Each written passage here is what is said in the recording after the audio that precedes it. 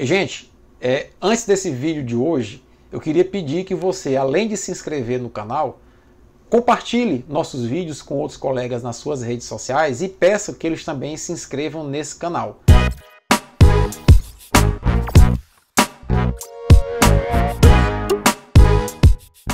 Oi, gente!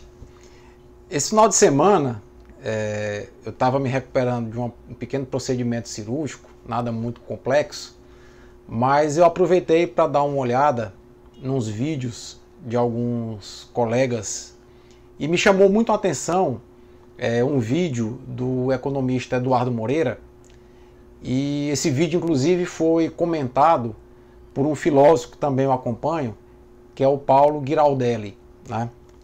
E eu procurei fazer uma análise desses dois vídeos e colocar também algumas coisas que eu penso para tentar fazer um mix e a gente tentar compreender o atual momento, que é um momento de ataque neoliberal, eu tenho até dito ultraliberal, ao Brasil.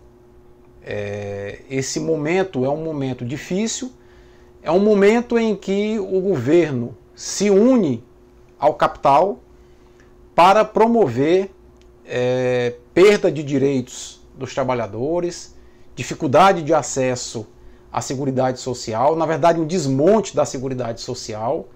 E isso já vem desde 2014. Começou lá com o golpe contra a Dilma Rousseff, que já foi uma coisa arquitetada para se chegar ao cenário que se está chegando hoje, mas que se pretende chegar, na verdade, a um cenário futuro, que foi o que o Eduardo Moreira tentou mostrar no vídeo dele. E conseguiu, porque ele é muito didático, né? Conseguiu realmente atingir o objetivo dele, né? E eu queria começar mostrando para vocês um mapa mental que eu elaborei a partir das ideias do Eduardo Moreira, das ideias do Paulo Giraldelli e um pouquinho também daquilo que eu penso em relação ao momento atual. Tá? Então vamos dar uma olhada nesse esquema. Bom, pessoal, o ciclo de investimentos de um país, ele parte necessariamente por investimentos na área pública e investimentos no setor privado. É da articulação desses dois investimentos, público e privado, que se gera o ciclo econômico virtuoso de qualquer país. Entretanto, no setor público, esses investimentos eles têm um caráter tipicamente social. E para isso o setor público necessita reunir algumas condições para que esses investimentos sejam materializados.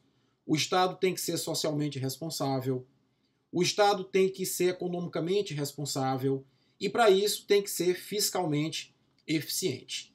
Com isso o Estado cria as condições necessárias para que o ciclo econômico de investimentos públicos seja virtuoso.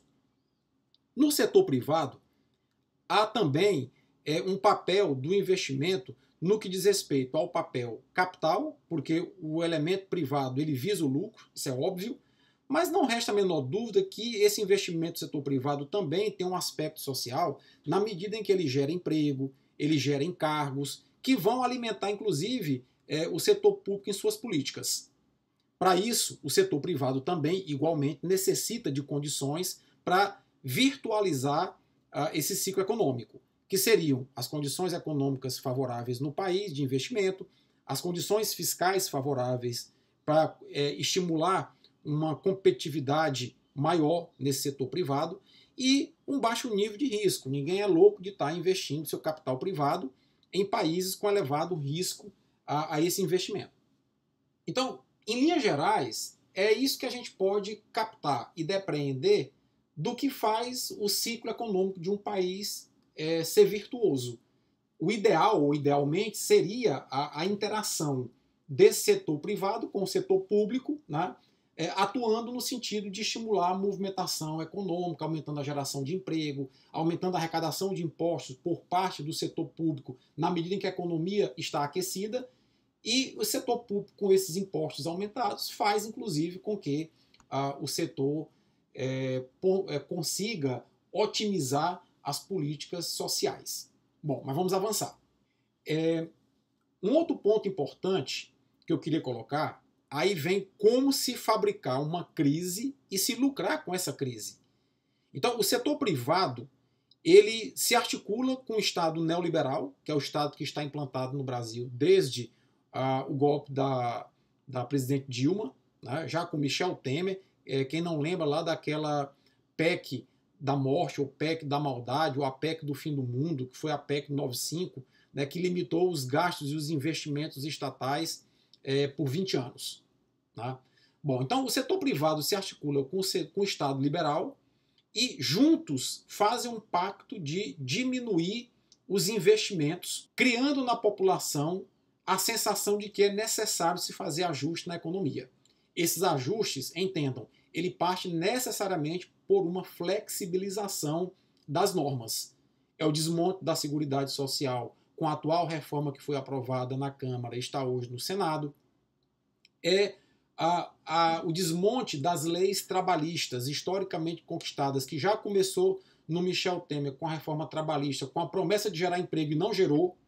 Isso tudo repercute em quem? No assalariado e no aposentado. É quem vai sofrer diretamente as consequências desses ajustes de flexibilização impostos por esse modelo neoliberal.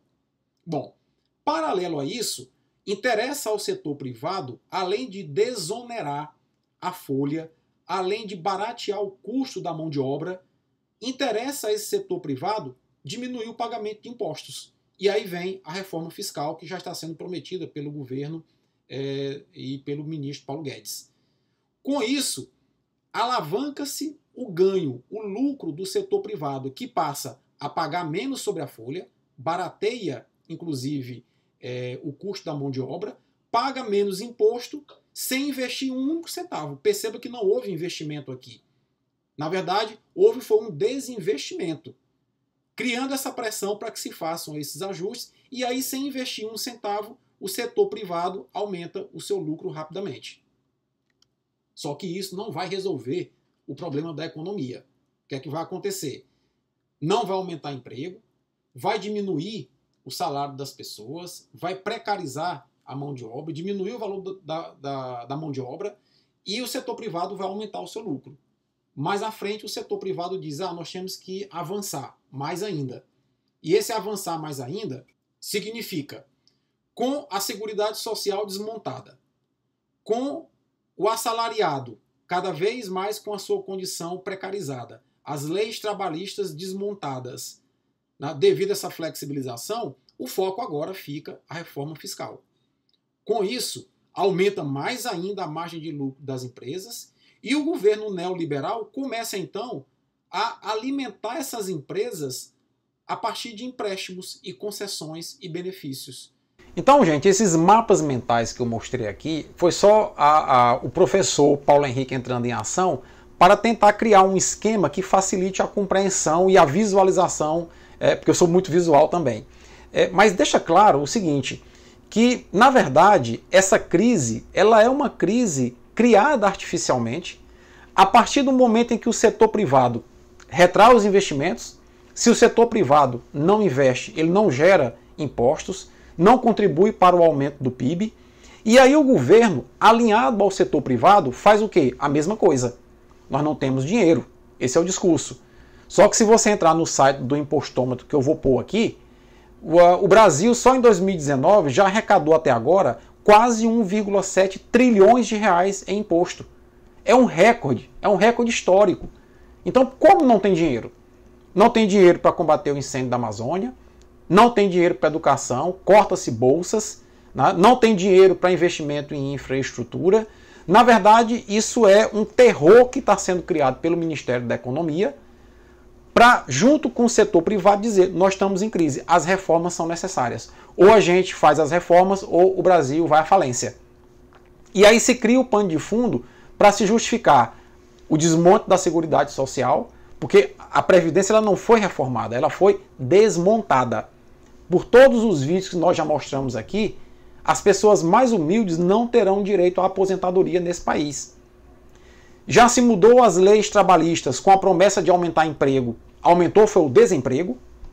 E agora vem a promessa também da reforma fiscal para diminuir o ônus sobre a produção industrial, sobre o comércio, sobre a classe empresarial. E isso vai aumentar mais ainda o lucro dos empresários no Brasil. Então, na verdade, é uma criação artificial para se justificar todas essas crises. E aí, o Eduardo Moreira foi muito feliz quando ele diz: qual é a consequência disso tudo? É o desmonte da Seguridade, é o desmonte das leis trabalhistas, da consolidação das leis trabalhistas. E aí, lá na frente, quando não se resolver mais a situação, nós já perdemos a Seguridade, já perdemos a segurança trabalhista e nós não teremos mais como recuperar isso, né? Então é um problema realmente grave que está sendo criado e que só tem uma solução para ele. A solução é conscientização das pessoas. É por isso que eu fiz questão de gravar esse vídeo reforçando a fala do Eduardo e do Paulo em relação a isso. Porque o que está sendo feito no Brasil é simplesmente criar as condições para se aumentar ainda mais o abismo entre pobres e ricos. Para se aumentar mais ainda as desigualdades desse país, que já é o país mais desigual do mundo. E aumentar ainda mais a margem de lucro dos empresários desse país, que são verdadeiros tubarões e historicamente não estão preocupados com a classe trabalhadora. Então fica aí a minha reflexão sobre a análise desse vídeo do Eduardo Moreira e do Paulo Giraldelli. O Paulo, inclusive, em outro vídeo, foi muito feliz em dizer que a classe média brasileira é uma eterna iludida, porque ela está a 5 mil reais de ser pobre, porque se alguém da classe média perder 5 mil reais do seu rendimento, ele cai para a pobreza, mas está a 5 milhões de ser rico. Então, quer dizer, é uma classe que é massacrada com impostos, é quem mais paga imposto proporcionalmente no Brasil, é a classe média e a classe baixa, é quem menos tem acesso aos bens públicos, porque acha que pode pagar por educação, por saúde, e é quem está sendo realmente utilizado nesse mecanismo de transição do Brasil para o ultraliberalismo, dando voz e dando legitimidade a esse governo que aí está. Então nós temos que parar e refletir, porque com certeza daqui a 3, 4 anos a situação vai estar muito pior. O desemprego muito aumentado, as pessoas sem direito à aposentadoria e a gente pagando cada vez mais impostos para quê? Para que um punhado de empresários milionários do Brasil e do mundo estejam ficando cada vez mais ricos às nossas custas. É necessário resistência, é necessário conscientização. Forte abraço a todos e até a próxima.